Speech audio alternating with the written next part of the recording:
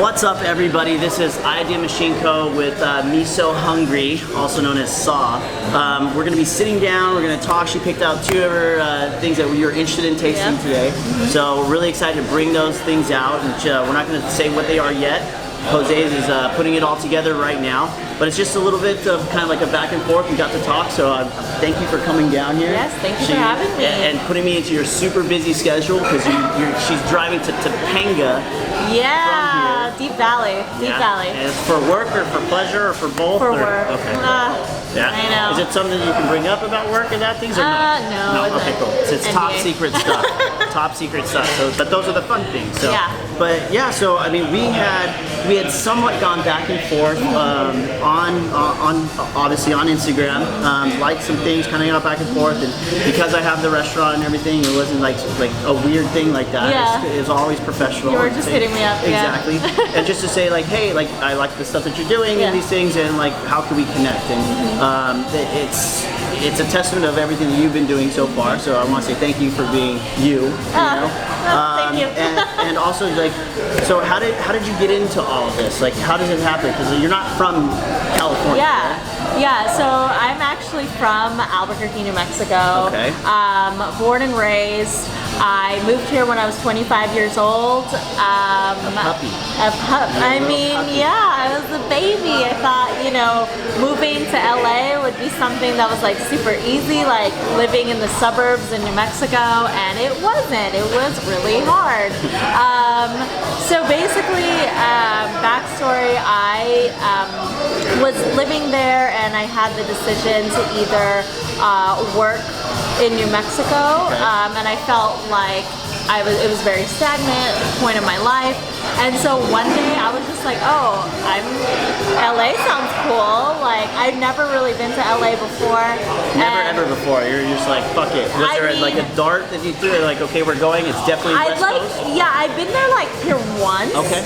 Once, and that was like it. And then I was just like, okay, if I move to like Denver or Phoenix, which are 6 hours, both north and west of Albuquerque, I could just like move back. Easily. Yeah, easily. Yeah. I mean, and then I was like, more of the rip the Band-Aid thing. Yeah. So I was like, oh, LA, I'm like trapped out here. It's 12 hours away, so it's like more pain in the ass to like go back and like pack up my shit and leave. So I literally just one day decided to throw everything in my car and just drive out to Los Angeles. But yeah, so did you come out here to like do the social thing? Was that a part of your like? No, it wasn't. Really, at the time I moved out here, I don't think social media was booming as much as it was. It was still in the fledgling stages. You said 2015? Yeah. Okay. It was still in the fledgling stages, so I wanted to work more on the operations back end in the fashion industry, working like that, and then so I moved out here with that full intention, and then it just didn't work out. I was completely unprepared. The luck was always on my side. I ended up taking over a lease of somebody that needed to move immediately, and they just signed it. So I ended up living in Hollywood and for a few years, and it was like, yeah, it was great. And from there, I kind of naturally found my way with work and everything like that. But ultimately, in 2015, I started my Instagram because I didn't know anybody out here. I had no friends. I was just like, oh my god, how do I meet people in LA, in this big ass city that has millions of people? What do I do? It's very weird, right? To see all of these people and to still feel like you're disconnected from people. It's a different feeling. And especially, I think, living in the heart of Hollywood, it's just kind of, I wasn't used to those personality types, people trying to be actors and actresses and models. And it was just... Are you being nice to like those kind of personalities? Yeah, I mean, people were kind of just disconnected, I think, from what, from trying to... Well, from my experience, just trying to form like very genuine like friendships, like come over to my house and let's like eat pizza and watch TV kind of friendships, like more like let's go out to the bar and drink kind of friendships, right? Yeah, it's almost like I want to get to know you so that you can help me do what I want to do type thing. Which I found that a little strange. I mean, I'm from like a smaller town, so I was just like, oh, okay, all right, so. I mean, yeah, but wait, I lost my train of thought. What was I saying? You were talking about how you were out there and you got on Instagram, started in Oh yeah, okay, yeah. I was like, what was I going on a tangent? Yeah, so you know, when I was younger, I was always kind of introverted, so I would actually meet a lot of my friends like on the internet. I was like on AIM, like chatting. Were you one of those like talking shit type of? No, I would like join like like the local chat rooms. Yes. Like yeah, so I would like join the local chat rooms and like talk to other like kids my age. I was on like Zanga, MySpace, Tumblr, Twitter. Yeah, I remember MySpace. I used to have like a clothing brand a long time ago, and I was really? like, I felt like I was one of the first brands to be on there. Yeah, just to like kind of put it out there. Yeah, because I was at Long Beach State, and I was like, oh, this is something cool, and then I could see like, wait a minute, people are interacting, and I think that's kind of where the whole thing started to be able to do like the social side, and then once I started this up, it was like, fuck, nobody gives a shit about us, and what are we gonna do in terms of so you being a part of that and growing up into that, it's pretty cool now to see where you're at, and then you can dissect, like, oh, it happened fucking back then. Yeah, I mean, I think like it was easier for me to talk to people behind a screen than it was to go up to someone and be like, hi, like, do you want to like be my friend or like whatever, like, and as an adult, like, you can't like do that anymore, right? So like, where do you even meet people? I always feel like I'm like in a social gathering network. I always feel like it's an 8th grade dance where I'm the guy on the side of the wall, just like, wait, maybe somebody will come talk to me, or I'll make eye contact and it can kind of move that way. But it's for me, it's definitely very hard to do that. Yeah, it's hard. It's like awkward. It's uncomfortable. And so I started my food Instagram. I followed a bunch of people that were LA based already when I lived in New Mexico, and was like, oh, like these people seem cool, like maybe I could like meet them or like whatever. So I like started my Instagram, and then from there like other foodies at the time started reaching out to me, and that's how I like kind of just started meeting everybody and getting to know people within the community. And then from there I was able to meet like other restaurant owners like yourself, and then meet people through them, and then like it just my social life just kind of like sprouted through there, and then I like gained a lot of friendships from that, close friendships. It's been really great. Now, in your, because you had talked about, I really want to focus on fashion and do all these things. So in your Instagram, I mean, there's a lot of food, obviously, but there's also like a lot of just like lifestyle stuff. Now, did you kind of, this is just what you wanted to do and who I am and fuck off and this is me? Or was it, or did you kind of like campaign it, guide it, like, oh, this is what I need to be and this is who I want to be online?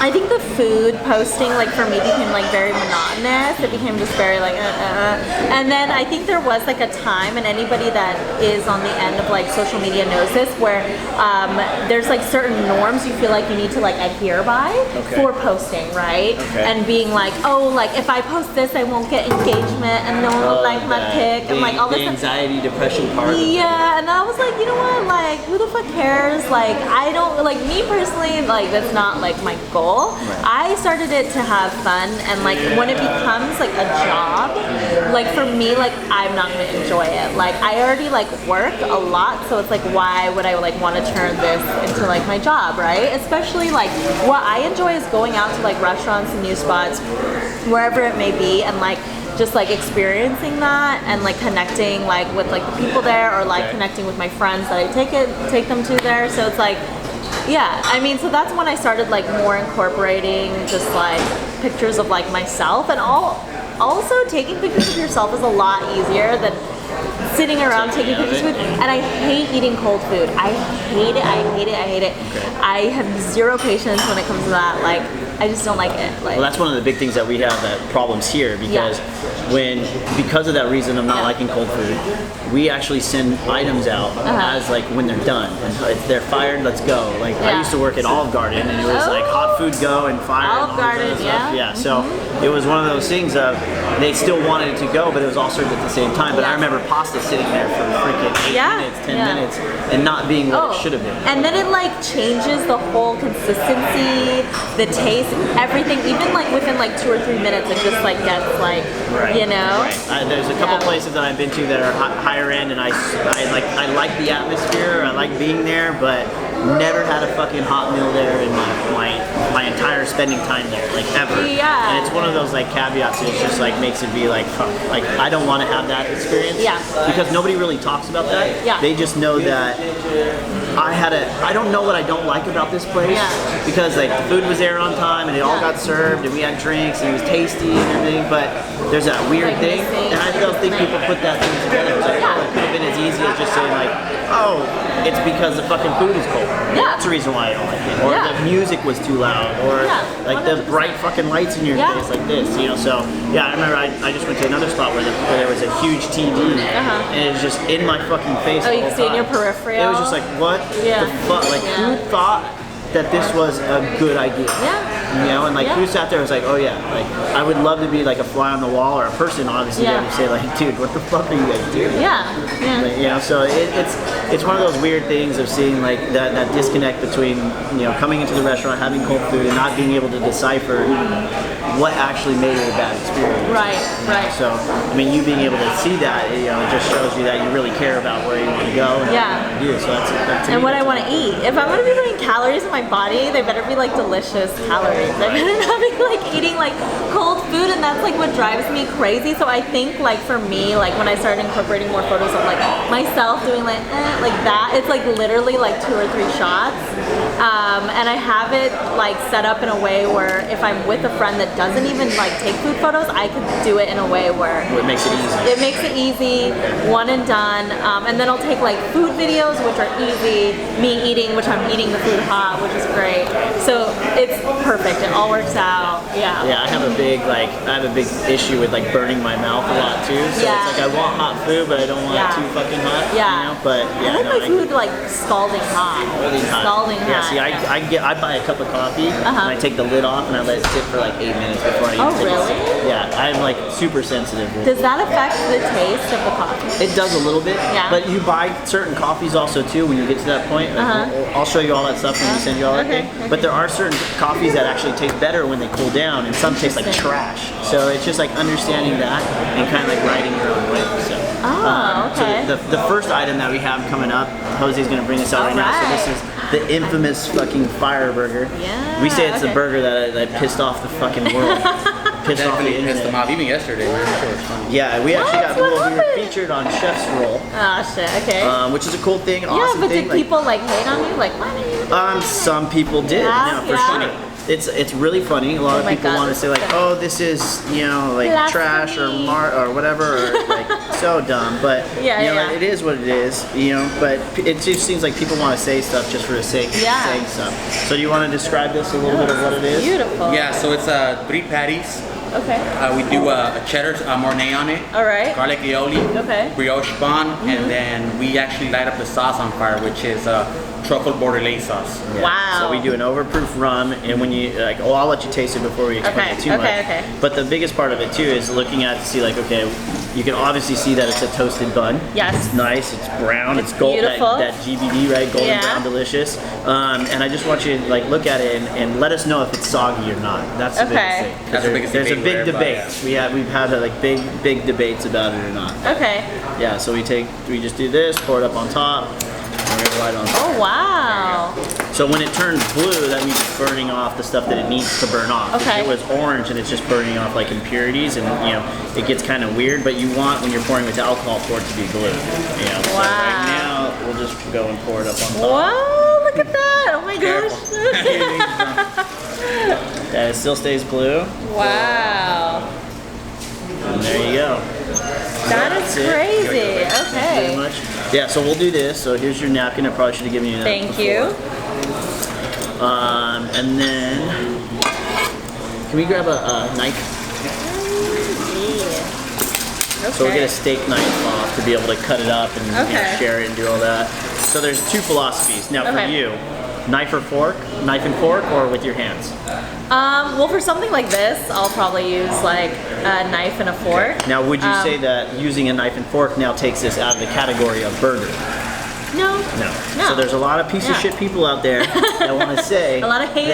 that because you have to knife and fork it, it's no longer a a burger. Like I don't get that. I don't understand that. There are people that eat pizza with their knife and a fork. It's fine. And then people that eat chicken wings with chopsticks. What the fuck is wrong with these? And it doesn't like. Everybody eats steak, the most manliest of manly things, with a knife and fork. And a lot of the fuckers that are probably saying shit don't even hold their shit the right way. They're probably holding like this. Like crazy. And just not being like precise you know, or efficient with their cutting and everything. So we'll go in right here, take this down. We'll cut it right in half, and you can see that like looks amazing. You can see all the steam come out of it, right? So that means that it is hot. You know, boiling. Open it up, but like, look at that. Does that look like that bun is soggy? No. Not at all, right? So it's an illusion of being able to pour everything on top of it. You have to show them, be like, this bun is not soggy. Fuck all you guys. That this is not a soggy bun. I'm here. I'm seeing it with my own eyes. Definitely not soggy. So what we'll do is we can go ahead and grab that plate over there. All right. And then I can go ahead. You want me to cut it in quarters? Yeah, is it easier for a you quarter's for that? great. All right, cool. Then we'll figure out, because we are going to try another item that's brand new that we'll surprise you with. Yes. But yeah, so we'll do that. Ooh, oh my God, Start look at that. there too, and then like the cheesy goodness side and everything. You want to go ahead. I don't care about double dipping, so it's fine. Yeah. But we're all friends here. Yeah, we're all friends here. Wait, can I put it like this? You can do whatever your little heart desires. I'm just like. That's the other thing too. Is there's like for me like in a place sauce. like we have 200 whiskeys. We have 100 different bottles of beer. We have 600 bottle count. We have burgers that we light on fire. We have we have chicken sandwiches. We have salads. We have awesome fucking steaks, right? Like there's no right or wrong way to eat. No, there's not. And so there's got to be like some type of open mind thing about being able to see like just let people, as long as your shit doesn't fuck with me, like I'm okay with it. Just like if you want to do like a blue label, you know, Johnny Walker Blue and put Diet Coke in it, that's up to you.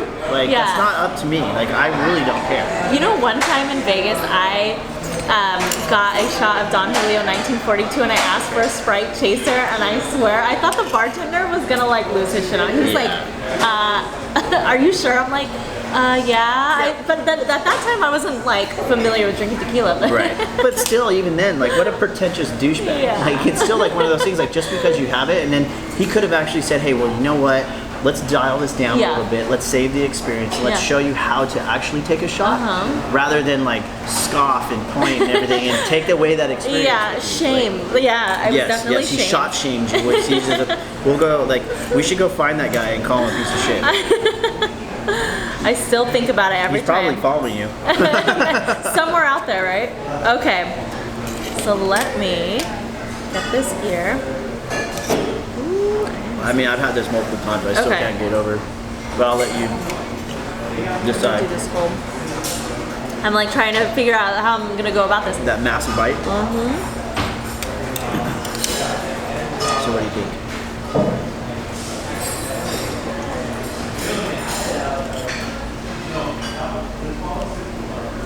Wow, that is so good.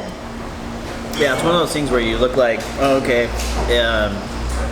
What are you guys doing it just for the gram? I get all that shit too. Like, although we do stuff, you know, at the restaurant and everything for it to be like socially viral and those things to kind of take off. But at the same time too, it has to be something that the guest wants to have an experience. Right. You know, so that's why we coined that phrase of the burger experience, because we actually launched this with Food Beast. We did our whole new menu and everything on there, so we had different types of burgers on there. Right. One we smoke, this one we light on fire. We make like a Big Mac type burger too with filet mignon. Oh, that sounds so good. So we do a lot of different things, but you know, it's all for the guest. I mean, that's the most most important. And the same thing for you when you're posting stuff. You're not posting just what you want to see. You're posting what other people want to see. So you know, a little bit more back onto like your Instagram thing.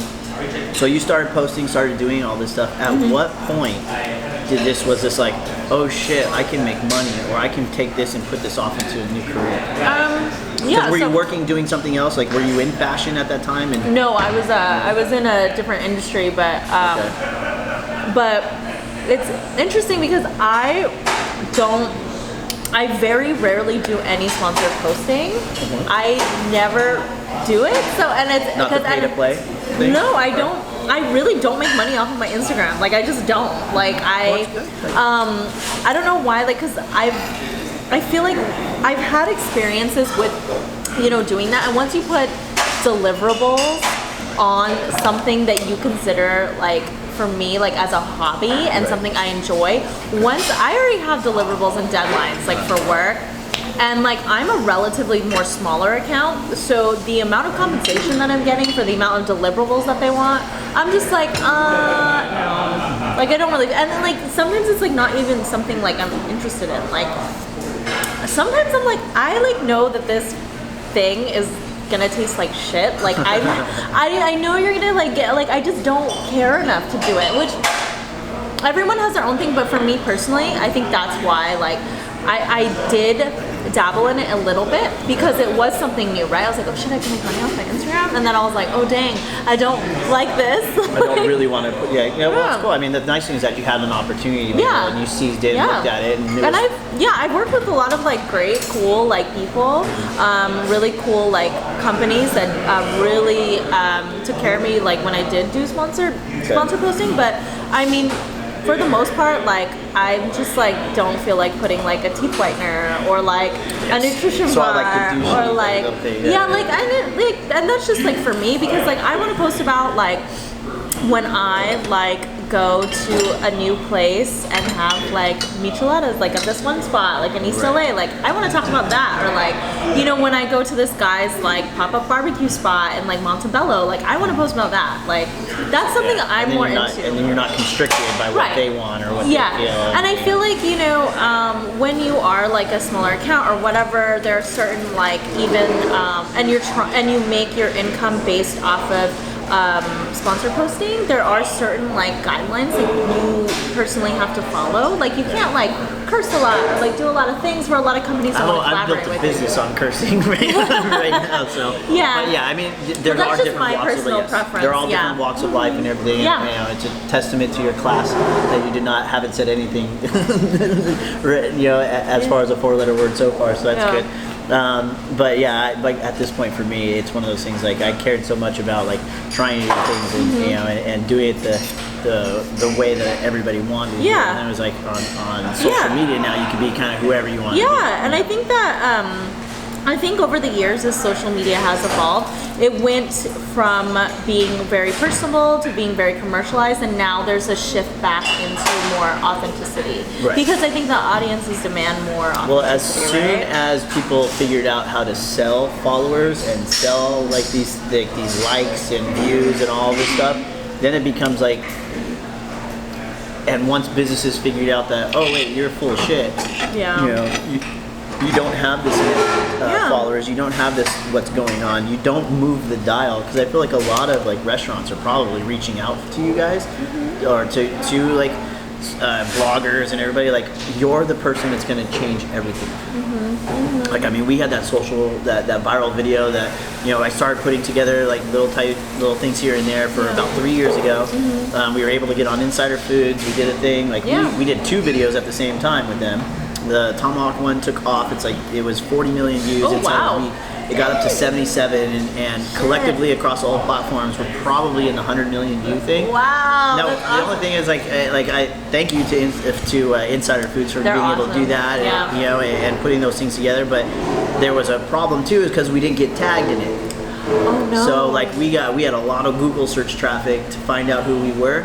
But it could have been possibly something different if we did have those tags. So it's like, I always have like this weird like social anxiety thing when I'm on there and going like, oh fuck, like, because I don't want to lose out on something like that again. Because you get to see like, okay, like let's take like Salt Bay, even though I respect what he does, but I understand their marketing and it seems to work. But like he took off around that same time too as well, because there was a large kind of influx of barbecue and then the Tomahawk video and all the steak stuff, and he was like, he got that Salt Bay thing or whatever, and it ended up like taking off for him. So you get to kind of see like, oh, okay, this is what he's doing, this is what we're doing, and kind of see like if you don't do it the kind of like to the fullest and don't get those tags and don't get those mentions, then it could be a matter of like life and death, honestly.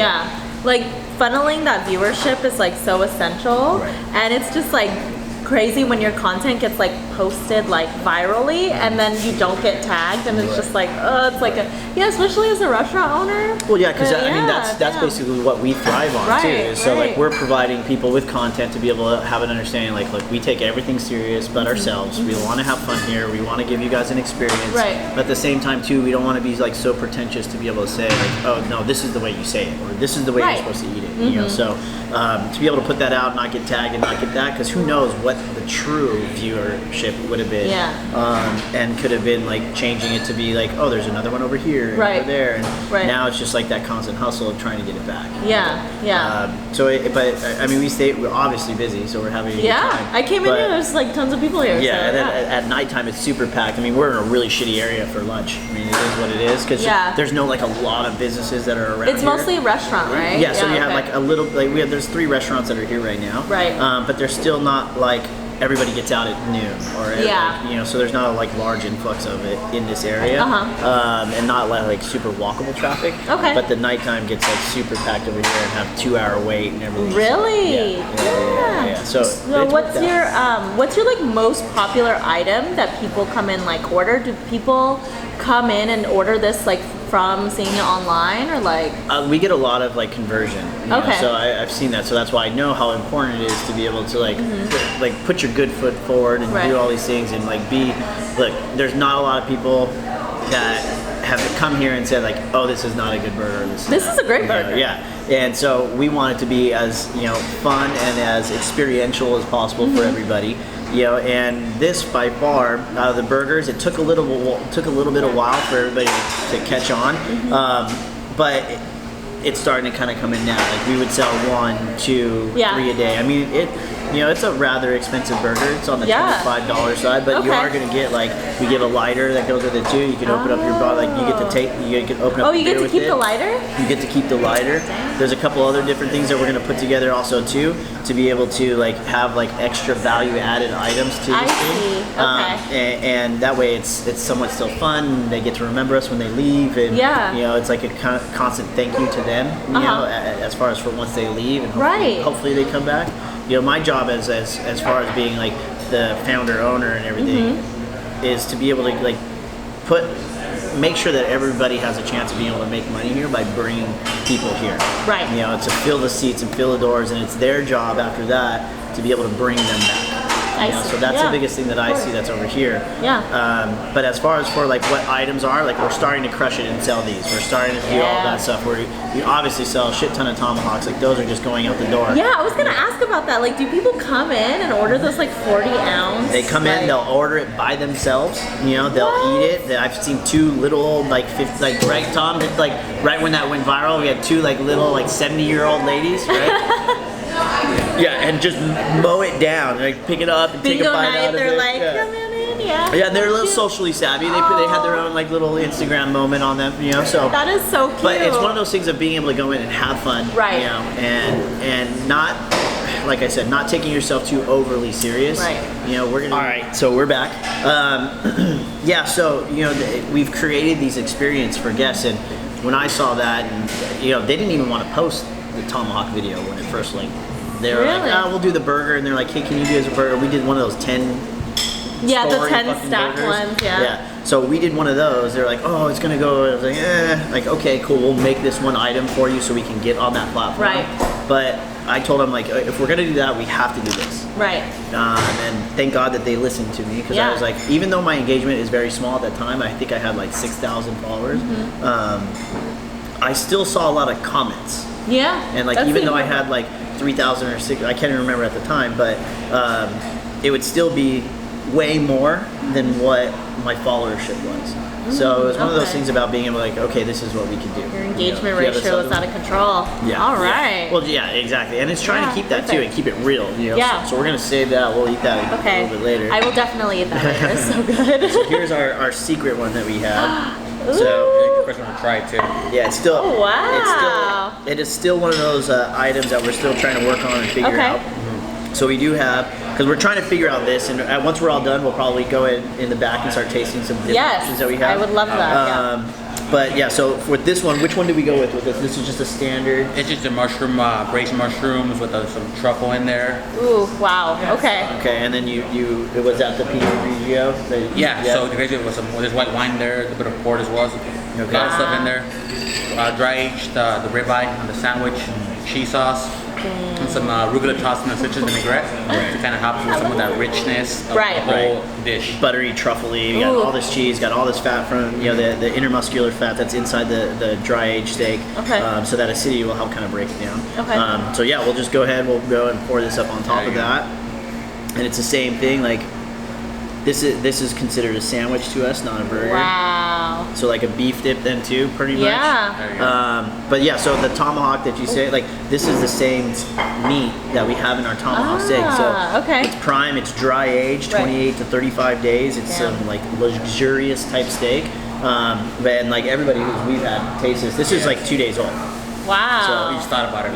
We're like, oh, we should do this. And like, what do you think about that? So so we'll try this one out. Yes. Feel free to go back and forth between the burger and the actual salad. That way it helps your palate kind of cleanse a little bit. Because this is like bitter and a little like peppery, right? Yeah, and with the salad thing, I'm gonna touch it. Doesn't matter. No, you're fine. I trust you. I believe you washed your hands, so you're fine.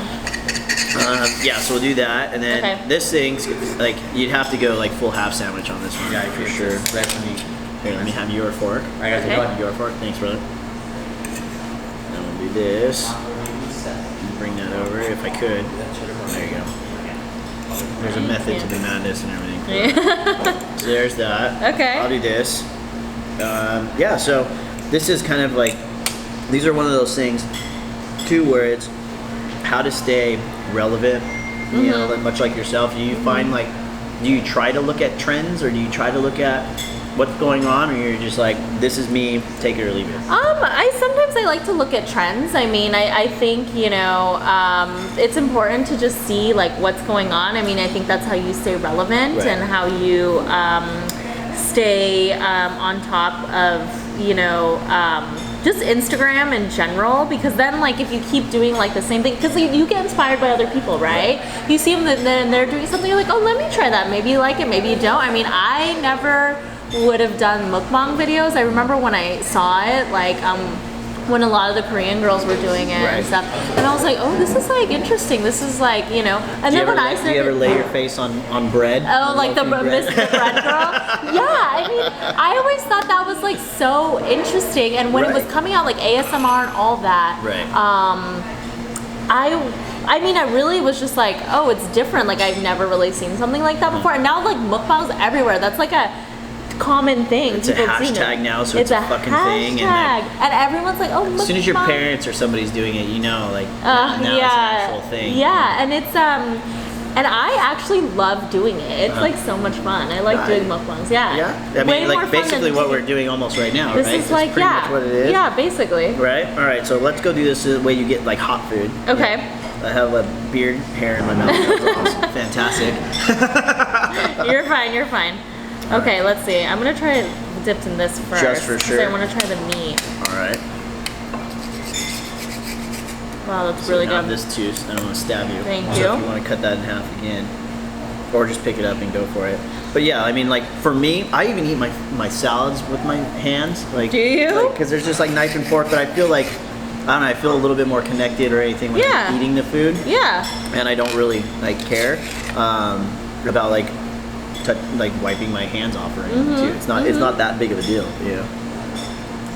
Oh wow. I hope you don't mind. I'm like, dive in. dipping in the sauce. Dive in. So it's a little similar to like what we have over there, except for you're gonna get texturally it's different in the bite. It is. Because of the ribeye, and it is a higher. I mean, we use very good like high quality beef for that. Yeah. But it's a big difference between what's going to be ground up for that, and then just doing a straight like sliced, ribeye that's been dry aged and everything too as well. So these are the things that we want to try to do and kind of elevate the experience so that people can have fun. And try something new. And like we're one of those places because they're coming in to try to get the tomahawk, and not everybody wants the 40 ounces. So you can have a fun steak sandwich that would be like poured up table side for you, and photo worthy, or experience worthy, to have the video, to take those things to tell everybody that you're having a good experience. Right. Yeah, so how did you come up with this like recipe? You just Well, for this is kind of like a brainchild between like Jose and myself and other staff, and also too. It's always like they're very weird how like ideas just pop up. Yeah. Like where did it come from? What are these things? Like, are they live actual things, or is it really a thought, or is it a thing that was put into your head? Like, right. Like I saw it somewhere. It's like implanted. Yeah. So like Joe Rogan talks about that. You're a big fan of Joe Rogan, right? Yeah. So are we. And he actually follows Lock and Key. Oh dang! Snap. There Right. you go. Hey Joe, you're out there. Come on down. But yeah, it's one of those things that the more that we talk and the more that there's open lines of communication between everybody, and there's no like ego at play, then there is a big thing to be able to go like, hey, what if we did this? Okay, well, what if we did that? Okay, well, that failed, but I really like this part. What if we took that from something like this and changed it, tweaked it, and brought it here? Right. Or I like the color green. Okay, cool. Let's put it on the plate. Let's like everything kind of plays into our ideas. Yeah. And our past experiences too. I've had stuff where I go and I taste it, and everybody hates it when I do it, but it's like, oh, that tastes like this, and they're like, fuck. We were at this really nice restaurant the other day, and I bit into like this chocolate souffle cake. Okay. And I was like, okay, and they're all around like my age too. And they're like, okay, cool. I was like, I'm not gonna say shit until you guys are all done with everything. They're like, because this is the best fucking thing ever. I was like, okay, cool. You're like, I don't want to like shit on your parade. Yes. So I let it kind of happen, and then out there they're like, all right, what did it taste like? And I was like, you ever had those TV dinners with that fucking brownie that like that like got like kind of melty in the middle, and they just started shaking their head, and they're like, fuck, dude. Like, yeah, exactly. That's exactly what it tastes like. But those things are cool because they're like that. They didn't have that connection to be able to go like, because that's not their job. Right. That's not what they do or anything. Yeah. But like our job here is to kind of work on what kind of connection can we make? I mean, we have a hot Cheeto pie that we had that I remember when I went to high school, there was a lot of girls that like to eat hot Cheetos and dip it in the nacho cheese or in half sour cream or with cream cheese and those things. So it was a dish that we created and kind of put together that I saw from everybody, like kind of experiencing having those things. And that's what I wanted too, is to have those items that you don't really know why you really like it, but it's somewhat nostalgic, but we can kind of fuck with different items and put it together. Yeah. So that's the reason why we have like our regular burger that we have it's kind of similar to In-N-Out. Okay. And then so we have our burger experience burgers that we have. We have the Doc Holiday, which is like the Western bacon cheeseburger. So that's like at Carl's Jr. So where it's kind of like a homage, but also a big F off to like fast food. Okay. So like, okay, we like, this is just a leveling up type thing. So thank you for that, but we can do it better, and with different ingredients, and it's still being somewhat nostalgic, but like, oh, so I taste the value and I taste the quality in this as opposed to having it in fast food. Like an elevated version of like what you grew up loving, right? So we have like the Manimal Burger, which is like a Baconator type thing, and like, so that's from, so Wendy's. It's different things here and there. I mean, we have our style of chicken sandwich too, which is very popular right now. What is your opinion on that? Do you want to give your opinion on that? It hurts my stomach. So like, but I mean, everybody's a fan of chicken. I mean, we're working on a restaurant right now that's going to be happening. So I can't I really do like it. Okay. So we'll talk about those things too that off camera, because there are a couple different ventures that we're putting together right now. So it's exciting. Top secret. But I like the concept. I like the idea. I like what it is. There's obviously a lot in people that want to go do it. So even better. But it's a very cool, fun item. Yeah. And if people want to have fun with it, then let's do it. I don't know about the Popeyes fucking Chick-fil-A thing and the whole back and forth and how their Twitter thing and how they fucking called them out, which was awesome marketing. But excellent. At the end of the day, it's still a chicken sandwich. Yeah. And some people want to wait there, great. I find it very hard to wait there. That's the reason why I hate waiting in lines. Yeah. I will never go wait in line for a food place. I don't care how amazing it is. Like there's this one restaurant in my neighborhood where their lines are like down the block every morning, and I'm just like, dude, I'll just imagine what it tastes like. I don't even like care. Like, you know what I mean? Like, right. I mean, yeah. And I feel like sometimes when it does get too lined up like that, it can be somewhat overly hyped, or people. I'll take that back, because I'm very open-minded with things. They're like, oh, okay, that was good. I don't think that there's. I think things are different. I don't think that necessarily anything is bad or better than anything else. They're just different. They're differently prepared or whatever. So like, I know what I like more. Like I like Chick-fil-A, but I mean, I like fucking McDonald's barbecue sauce and chicken McNuggets. Like just as that's what that's what I grew up on. Like I don't know, like is that a debate? Yeah. Obviously, but like it is one of those things. Like I do like Chick-fil-A, but I don't know if it takes the chicken nugget man. Yeah, no, exactly. And I think also when you line up for something and there's all this hype, it builds up this like false expectation of like it being this up here, and then when you actually try it, I think the whole waiting in line thing plays into how it actually tastes, because you're like, what the hell, I waited like an hour and this tastes like a chicken sandwich from a fast food restaurant. It's like, of course it does. Exactly what it is. Like, oh, I want to be amazed and be all this like everybody now is a food critic and everything else too, and they want or they want to say that they're up and coming or whatever else too, and there's always like nobody's really late to the ship or the boat or the plane or however you want to say it. Food's always evolving. It's very consistent, Yeah, I mean, we just, like I said, on that chef's roll thing, we had people that were chiming in saying like, what is this bullshit, this malarkey, they're doing it for the gram. Malarkey, Yeah, they're like, oh, it should have been, like, I don't think people would be mad if it was a beef dip. I was like, what the fuck does that mean? Like, so now like, that's, I was like, that's very racist. You can't I was read like, the that's comments. very racist. You can't read the comments. Oh no, I read every comment. Oh no. You should start reading my comments back.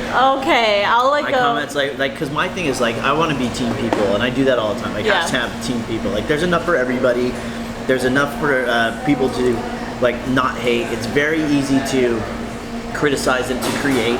So like, there has to be somebody. And I'm not saying it's gonna be me and me, like, but there has to be somebody to say like, you're a fucking I almost said it. You're a fucking idiot for even trying to be negative as a point to like, what did that do? All that means is that you just threw a tantrum online to let everybody know that was following you so that you could get a like, because nobody likes your shit. And there's chefs that were on that thing that were saying shit like, oh, fuck this, fuck that. And then I go to their page and it's like the basic of most basic shit. They have like 120 people. Maybe they're the most influential 120 people in their life, but like on a worldly aspect, they don't mean shit. Right. And they're just upset for whatever reason that they didn't get the pat on the back or this or that or whatever, but make cooler shit. Yeah. Like, do something cool, do something different, much like you were doing something different in 2015 that caused you to have like this thing, and then also kind of spin off, because so what you do now is kind of what you do on Instagram, but you kind of like consult and talk to other people, right? Yeah, so like do cool things and you'll get noticed, and I mean, we like, how many restaurants do you go to right now that serve tomahawks? Not a lot, actually. That are like steakhouses and those things. Like, everybody is starting to serve. Yeah, I mean, you have a couple of Hollywood joints that serve you have Yeah, so it's kind of like one of those, like, for me, I see them everywhere, and it didn't happen until that video, and now everybody wanted to do it, and I guarantee you everybody who brought it on the menu is throwing them away because nobody is selling it, or nobody has that hype machine or the creative background to be able to go like, okay, this is what we're doing and this is what we're doing differently. I see. So, and we were the first, basically, not the first to serve it, but first to do it in the way that we did. We made it fun. Yeah. Like, we took the white tablecloths away. Like, we're the Ruth Chris with tattoos. We're like the black sheep of the family in the steakhouse, like steak style restaurant. This looks nothing like a regular steakhouse. Yeah. Do you guys consider yourselves like a steakhouse? I would say we're a meat forward concept is what I say. Okay, meat forward. Meat forward concept. I mean, we have that hashtag too, like play with your meat and have fun. Our meat, your mouth. Like, there's a lot of like innuendos and kind of funny things. But that's also like let's not take this too serious. Right. Like, it's steak, it's this, it's that. Like, we serve it the way we want to. There's different temperatures, and we'll do a whole nother thing to that. Like, Do you know what temperature for medium rare or for any? I mean, I don't, but I just consume it. But that's okay. But that's not your job. But like when we have people that are like sending steaks back or doing these other things and being like, this is not medium rare. It's like, okay, well, what temperature would you like it at? Well, it needs to be more red. It's like, okay, well, then it would be pink then, because medium rare would be pink. So it's like, well, your idea of red might be my pink, and my pink. That's what I'm trying to get to people. Tell me a temperature, we'll hit that temperature. You know, and a lot of people take it back. It's not their job to know, it's us to do that. But don't be that big of a dickhead that you're that stubborn to be able to say like, I fucked up.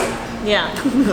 And that's okay. Like, if somebody did that, I would fucking cry, and I'd probably like pay homage to them and everything else too. And you know, we're not worthy. Fucking Reigns rolled it out, but like, it's okay to be wrong. Like, it's okay to make mistakes, because like we wouldn't have that dish or this dish if we didn't make mistakes. Right. And if we would have said, fuck you, this is the way we want it, it would have never got to this point or that point. And this is gonna take, this is just the beginning. So usually like for that, we worked on for about 6 months. Really? Let's fine tune, change it, fucked up, back to point, you know, and do all those things. And I don't think a lot of people are used to that grind. And because of like the virality of like stuff that you do or that we do or that, you know, other people do, they take it for granted, like, no, like we were doing this a long time ago. It's not like we just started this. You know, so we've been in this business and in this industry, and you from 2015 to carry on to see these different things, and now you're like, I wouldn't necessarily say right when everybody started it was super intuitive, but now it's become pretty like innate for you to be like, oh, this is I get this one, and this might run a little bit easier than that one. And you get a little bit of a feel. But everybody's just trying to fucking throw shit down, trying to like copy. I've seen people already copy this. Really? Yeah, I've seen already people try to copy it. Dang. And it looks Trendsetter.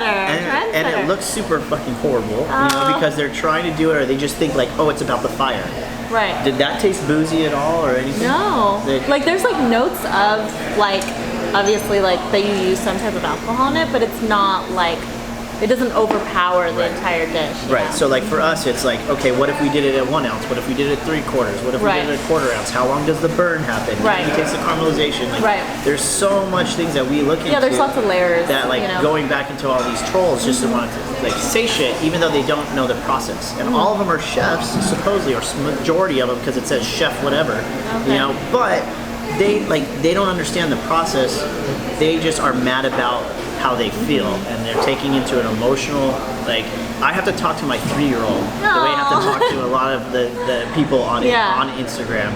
I have to treat them just like that. Like, oh, well, what about this? And like almost devil's advocate is like, is that really who you want to be? Is that who you, like, come on. I think people have to be aware that the energy that they, even if they put out on social media, does like affect you, like personally. Like it affects 100%. Your like, if it affects your like what is it, your state of mind once you like start giving out all this toxic stuff. And even if it's just like rude comments or like toxic comments, that like implants itself like into like your state of mind and how you even treat people in real life 100%. From outside of the, you know, screen. So it's 100%. Like I feel like the great thing about social media is that first it was like connecting people, but ultimately I think sometimes it allows people to just be mean, like even though they don't intentionally do it. See, I think they intentionally like are doing it, because I think there's this little like hoorah about like, oh yeah, I got him, like type thing. And like I've never put out a negative comment on anybody's shit ever, just because it's not fucking worth it. It's like, and they probably it could say like, it's the same reason like I don't like scary movies. Oh, okay. Like, I don't want, like, oh, I get it. I understand. I'm not talking shit about the guy, the director of the scary movie thing that, you know, but I'm just not into that. Like, I would rather, if I'm fucking busy all day long, if I'm done, I'm going to laugh. Like, I don't want to feel like I'm at work going, what the fuck was that? I don't want to feel like that at all. So it's the same type of thing, is where they're just trying to, like, say stupid shit to be able to get an experience for them to feel a little bit better about themselves, instead of just understanding that, oh, wait, like, the world is bigger than me. You know, and if they want to talk so much shit and want to do something, then figure out how to change what they don't like, and rather than being a part of the problem. So, That's what I see, especially like in the food type industry. Yeah. And you have to deal with it too, and people or whatever. I mean, I'm pretty. I get a lot of comments because I like eating like Taco Bell. I'm very like, I'm all over the map. Like, I'll eat like binge eat Taco Bell, go to like Wendy's and get like a $5 biggie box, Postmates myself Jack in the Box at like 1 in the morning, and then at the same time go to like a high-end sushi concept, or go to like a nice steakhouse, or like go seek out like a very like craft ramen shop or whatever, right? Like, and I feel like, you know, once you put these constraints and perceptions on how food should be and how it should be enjoyed, because it's so personal to everybody, right?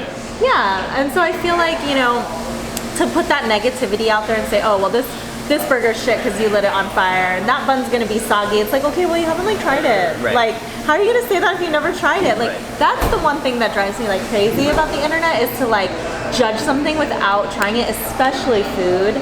Like, you've never tried it. How are you gonna say it's soggy, or like you hate it, or it tastes bad? It's like, it's not in what your mind, then how it's gonna translate to your palate, right? Like, if you haven't ate it. Yeah, so, no, it doesn't. Like, it drives me. It's my biggest pet peeve, because I like work with people that sometimes, you know, create these very intense, crazy, amazing things, and they look crazy, but then you eat it and you're like, oh shit, this looks good. It's really that good. That fucking worked. I've tried that a whole bunch of times, and we do it a lot. Like, you're like, oh, we're like, oh hey, what if we did this? Like, okay, why would we do that? I was like, because one, it doesn't make sense, and two, it could just. It's like when you're in high school at like 1 a.m. in the morning, and you're just like throwing everything in your pantry into like a pot. I had a tuna sandwich that we took off the menu. It was a tuna melt.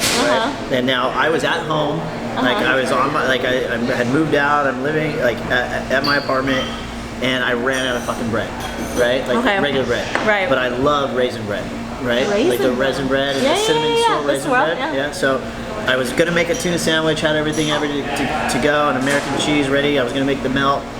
Go to where, fuck, there's no bread. And there was bread there. I was like, fuck it. You're all, no one so here is here. I buttered it all up. I grilled it in the cast iron. I threw it. I melted it all up, brought it out, and took a bite. I was like, what the fuck is this? Yeah. It's the most requested item to bring back to the menu. Shut up. We had it. Really? It's to date. It's the most requested one that we've taken off. And people are like, you gotta fucking bring that. What was it called? I can't. But it was just raisin cinnamon bread. Okay. Just the red raisin cinnamon bread. With the swirl. Yeah. So we'll see how if that pops up on Instagram in the next month and a half or so. But yeah, it was just a regular cinnamon swirl one, with really good butter and brown butter, and get it all going, and then do your little what's it called, the tuna melt on top of it. And I personally make it with Miracle Whip, but here we did with mayonnaise. So people are gonna talk shit about Miracle Whip now. But yeah, it was just one of those things of like being able to try something different and be okay with it, instead of like talking shit about it. Like for me, it was like, that sounds fucking weird. I want to try it. And that's like what I try to tell like my kids, or I try to tell like all my employees. Like, I hate ranch. I will fucking literally. I love ranch. You've seen me like take a bite of ranch, and I almost fucking puked right there. Like, what does it taste like to you? I'm curious. Like, when people say they hate ranch, I'm always curious. It tastes like throw up. It tastes like I threw up. Is it because it's like that sour? I don't know what it is, but it's I guess it's that buttermilk or whatever in it. Like, for some it just. And it's just fucking horrible. Instantaneous gag. So we, on a whim, we're talking and we're like, oh, we're gonna start doing ice cream, we're gonna start doing this shit, and then they made fucking ranch flavored ice cream. I almost lost my shit, like, what the fuck are you thinking? But then I was like, fuck it, and I took this big fucking gulp of it and almost passed out. Like, trying to fucking not throw up. I was like holding my breath and everything, and I had to I had to spit it out. I had to do those things. I couldn't ingest it for sure. Your eyes are like watering thinking about it. It's a fucking traumatic experience. But I did it. It was one of those things like, okay, like, look, like, we have to try these things, and the bad experiences are just as important as the good ones, right? So the good ones make us want to have those experiences again. The bad ones make us learn what not to do fucking anymore, so we have better good experiences. So if you just try and eat what you like and don't want to venture out, and I don't like this and I don't like that, or oh, this texture, like you're saying no to like actually living, and that's my thing, is like there's no good and bad. There's just different. And like, because I think there's a what's the egg with the embryo because you're. Oh, balut. Yeah. Have you had that? I haven't had the chance to have it, and I have not wanted to either. try it. So we should probably do an episode where we go do it. I'm already starting to puke already. But that it doesn't make it like it's just different. It's a different culture, different thing. Like everything is fucking different with that. So like, who am I to be able to judge and to say those things? Yeah, it's interesting because I'll talk to my friends about it that are Filipino and they love balut, and they like will talk about it in depth. Like, oh, I love like sipping like the liquid outside of the shell, like and just like, and it's like, oh, okay. Like one of my friends, they took me to try the octopus in Koreatown where it's still moving around, and you could die from that. Like you could fucking that thing. Yeah, I mean, they like chopped it up enough to where it's like small, so like the pieces are like this big, and they're like still wiggling around, and you pick it up and it wraps itself around your chopstick, and like honestly, I'm really open to trying anything. Was that more experience or was it taste? Because I feel like you don't, other than it tasting a little salty, like it was seawatery, you know, I don't really see like much of a taste coming from it. Was like that. They put, I think, sesame oil on it, and then sesame seeds, and then you dip it in this like soy wasabi, and then you like eat it. Okay. And then you chew it. Yeah, because I guess one of my friends grew up eating at this spot in K-Town where they specialize in like live seafood. So when they bring like that sweet amaibi, this type shrimp where you go and they cut the fucking head off. Yeah. Like we had the lobster sashimi, and they bring it out, and the lobsters like antennas are still moving, and it's just very interesting. And it's interesting because I've never experienced that. I'm from New Mexico. I've never like had that. They don't have a concept like that out there. And then they take the shell of the lobster and they boil it down and make it into a stock.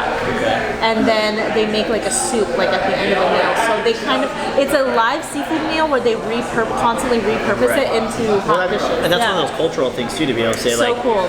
We're not wasting shit. Yeah. Like we're doing this, it's going through, like we're not like take the shell, let's do that, and like it's very cool. A lot of we don't really have too much of that stuff pretty quick, but it's those things that make, those are what make life, and those are like what we're trying to do with these experiences too. Like I wouldn't ask you, like, is there anything that you really want to try or really want to do? I wouldn't be, if you, the other kind of concept would be like, if you liked well done food, I would want to say, okay, well, can we at least try this?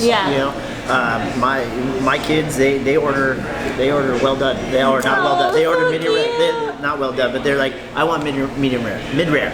Like you ask, how do you want your steak? Mid rare. So they kind of know. But it wasn't one of those things of being like, it could have easily gone south if they were with somebody who had said like, oh, I don't like blood. Yeah. Like I don't want to, like, no blood. Like, what do you mean it's blood? Like, there's no blood in fucking steak, by the way. Like there's nothing in there. Blood runs through arteries and veins, does not run through muscles. So like there's no blood. There's myoglobin and there's hemoglobin. So hemoglobin is your blood, and then myoglobin is just an iron-rich substance and like a watery substance. That's what turns it. That's the reason why it oxidizes and turning brown, because of the iron that's in the steak. Okay. So like those are those items that people don't think of. They just immediately like, oh, I heard them say that, I don't want them. Instead of being like open to like, oh, it's just water with like minerals in it. That's interesting. Like, okay, let's try it. Interesting. That way it becomes like a different chew, a different experience, and all these other things. And I'm not taking away from somebody who like likes well done food, because I like well done skirt steak on a barbecue. I have a friend that eats their filet mignon well done. Which to me I don't understand, because it's so thin already. It almost gets into jerky. Not thin, but like there's very little fat. There's a fine line between that. I went to a really nice steakhouse recently, and I got a filet mignon, and it came out. I ordered it rare, and it came out like basically well done. So you went like I like blue. Really? Like, Okay. I like to eat my meat blue. Yeah. Okay. Cool. Yeah, I like to do. And actually, but you can do that with and there's different cuts. Like you get people who try to order the tomahawk like blue. That doesn't work. It doesn't work. There's too much intermuscular fat. It's too chewy. There's too much connective tissue. So I would do medium rare, almost into the medium area. Interesting. And that way, like, it's an actual chew that you can enjoy. Like, not to just take like big bites off and swallow it like a dog would. You know? But to have those chews. But with the fillet or a nicely prepared filet mignon like that's a higher grade, you can do those blues or those like what's it called, Japanese wagyu, where it's really super thin and has all that fat. If you cut it and served it, if you served it like an American-sized steak, 8 ounces, and you couldn't finish that. Yeah. And you couldn't chew through that for sure. Yeah. That's the reason why they cut it so paper thin and grill it really soft, just enough to kind of render some fat out and gives it some, and drops out the connective tissue so that you can bite into it and enjoy the experience. But yeah, I think a lot of people are just too tied into their comfortability. Yeah. Being able to put it aside and say, okay, hey, fuck it. Yeah. I think also like too, like the way like maybe a lot of us like were raised like when we were younger, like our experience with steak or like the doneness of steak is maybe from like going to like an Outback Steakhouse if you grew up in the burbs, and it's like rare, medium rare, well done, and then that perception that temperature applies to all cuts of steak. You know, I think that's very common. Well, yeah, and they're taking that one experience, like you said, and saying like, well, okay, this is worldwide, Yeah. this is across the universe, and like, this is how it's happening. Yeah. And it just doesn't happen like that. Yeah. Because I even know that I've gone to those restaurants or those chains and asked for, can I get it mid-rare? And they say we can't cook it to that. Yeah. Because of food ordinance and all that. Yeah. But they neglect to say like, we cannot cook it like that because we do not use a high-end grade beef. Yeah. You know what? That's what happened at Red Robin. I went there when I was like in high school, and I asked for my burger medium rare, and they were like, no, we only cook our burgers well done. And then one of my friends was like, yeah, it's because they run it through like a conveyor belt or something. Did it really? Oh, I don't know. Maybe we'll do a fucking behind the scenes. That's what I heard. Don't, but it's in a he said closet somewhere. They run it through a conveyor I heard that belt. there's a rat running on the like wheel that's moving it. And Yeah, and then I was like, oh, and then I figured out, oh, it's probably because they can't consume it because it's like it's like a liability to have you consume something that's like not well done because of the grade of meat that they use. Which I was like, dang, that's why. So it is very interesting, but those are those other things. I was at like when you just said Wagyu, and you're like, oh, it sounds so good. Yeah. Like yes, but also like where is it from? Like is it Australian? Is it Japanese? Is it graded? Is it American? You know, and they all are supposed to be either called Kobe or this or that, and that's the different regions. But when you see Wagyu, you expect something that you would have a great overall experience from. I was at a restaurant out of state, has Wagyu on the menu, and I was like, oh, okay, cool. Is it graded? Like, what kind of Wagyu is it? It's just really weird for it to say Wagyu.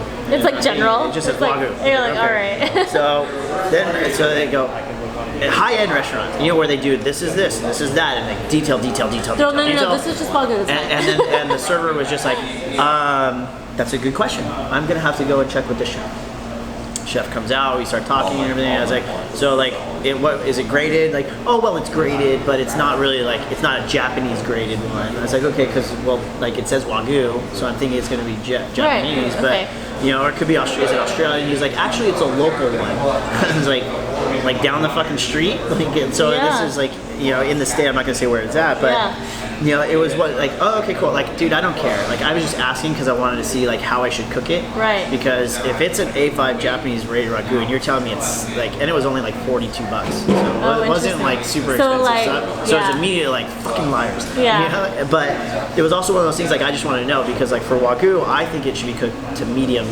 or more, so that you can actually render out that fat and make it a nice little bite. Okay, that makes sense. Yeah, so it was one of those things of like those misconception type things that I don't really like, and I don't know how we got into all of this stuff, but you know, we are coming up on that time that you have to actually run. Yes. How did we talk for a whole hour? I know, hour plus now. So yeah, we'll definitely like. I'd love to have you back. And I would love to come back and go offsite or do whatever and kind of see kind of your kind of scheme and everything as well. So would you like to tell them like how to follow you or where? To go? You can follow me on Instagram at Misohungrry with 2 R's. MISO hungry with 2 R's. 2 R's. That's the same on TikTok.